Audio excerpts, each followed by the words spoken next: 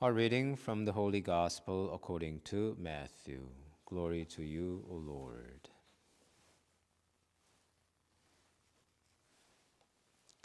Peter came and said to Jesus, Lord, if a brother or sister sins against me, how often should I forgive? As many as 7 times? Jesus said to him, Not 7 times, but I tell you, 77 times.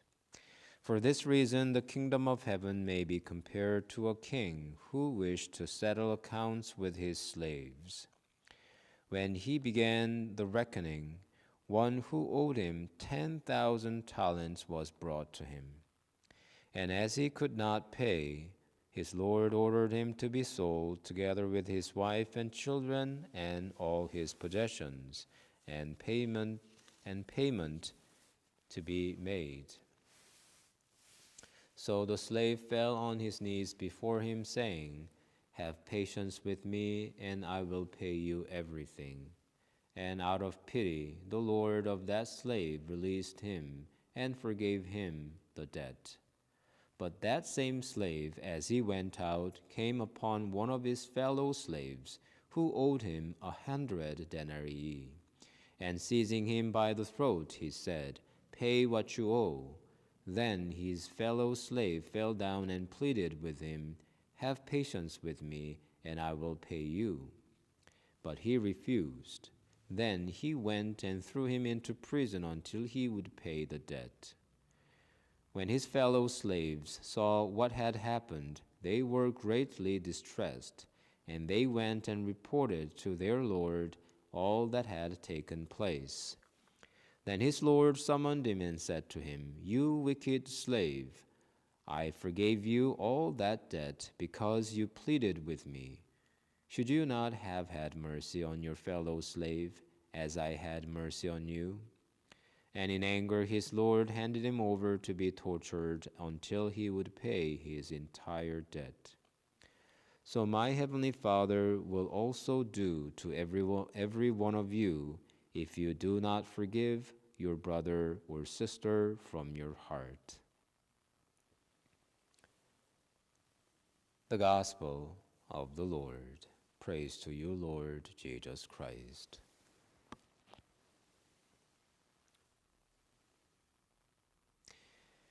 Have you ever thought if perfect restoration is possible?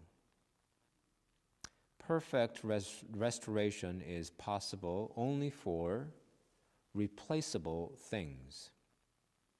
But there are not many things around that can find exact replacements.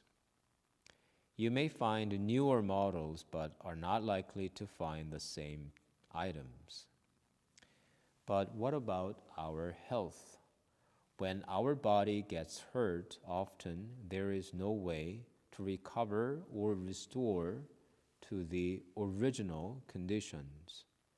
Money and technology cannot restore the opportunities and time we lose due to sickness or disability. Moreover, we cannot even measure psychological damages with monetary value. When it comes to our hearts and spirits, we do not have the means to measure their damages. Who can estimate the pain of the broken hearts of parents who have lost their child in a car accident? It is an insult even to think that money can compensate. Now, when damages occur because of somebody's malice against us, it is no longer a matter of restoration or compensation only. We feel there must be more than restitution. We also wish to incur more damages to the perpetrators so that they may pay for their malice. However, we are not likely to be happy after revenge, because revenge does not restore. Our loss will remain. Forgiveness of sins is possible only for God. because his goodness is without end. Moreover, because all sins eventually violate the goodness of God, human beings cannot perfectly absolve sins, even when they want to forgive. How many of us can say, I have perfectly forgiven? Christ invites us to be united with himself, and he asks us to forgive others. Only in union with the Lord we may finally forgive others. It is not humanity that forgives, but Christ in me who forgives. Jesus says we have to forgive our brothers and sisters from our hearts, and that heart is the heart that joined to the heart of the sacred heart of Jesus, and then we can forgive. But this forgiveness is not painless.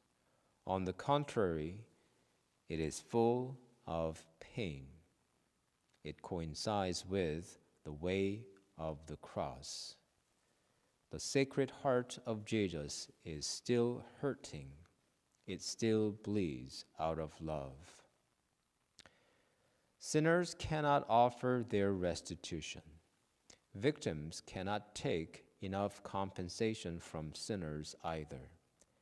Christ, the sinless and spotless victim, has offered restitution for all sins with his life.